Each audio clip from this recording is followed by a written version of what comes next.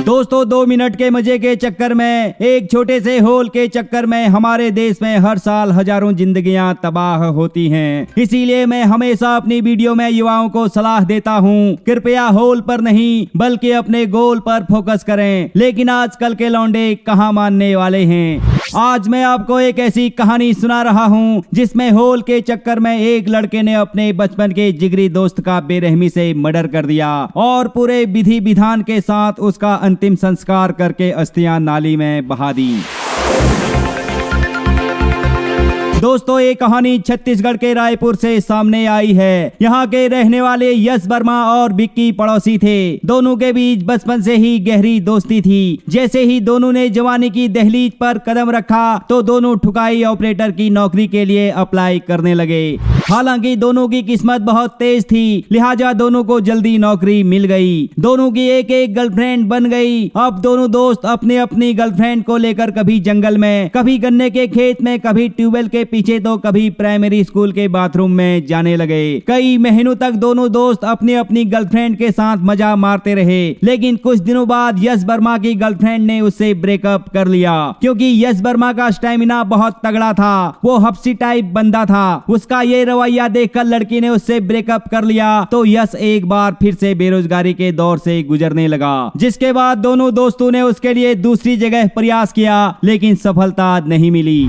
एक दिन परेशान होकर यश अपने दोस्त विक्की से बोला, यार मैं इतने दिनों से बेरोजगार हूँ और फ्री में तेरी रखवाली कर रहा हूँ। जब तक मुझे कहीं काम नहीं मिलता तब तक तू कभी कभार मुझे भी सीमा की दिला दिया कर। तो विक्की बोला, तू टेंशन मत ले यार, तेरे लिए तो जान भी हाजिर है। गर्लफ्रेंड क्या चीज है, आज ही तेरा काम करवाता हूँ। इसके बाद दोनों बारी बारी से विक्की की गर्लफ्रेंड यानी सीमा के साथ ही करने लगे। लेकिन जब यश ने पहली बार सीमा के साथ किया तो सीमा को एहसास हो गया कि विक्की बेकार है, उसके अंदर दम नहीं है। लिहाजा वो धीरे धीरे यश की तरफ आकर्षित होने लगी।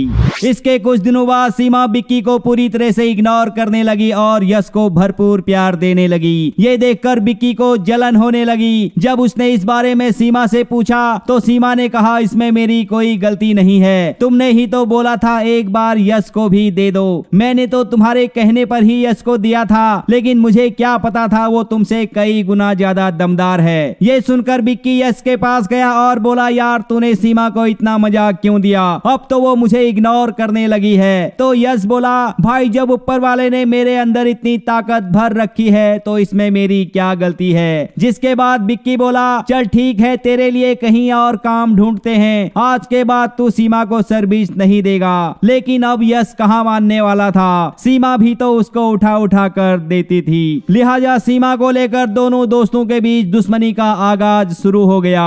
जिसके बाद दोनों दोस्त आमने सामने आ गए और सीमा ने विक्की को देना तो बहुत दूर की बात, उससे बात करना भी बंद कर दिया।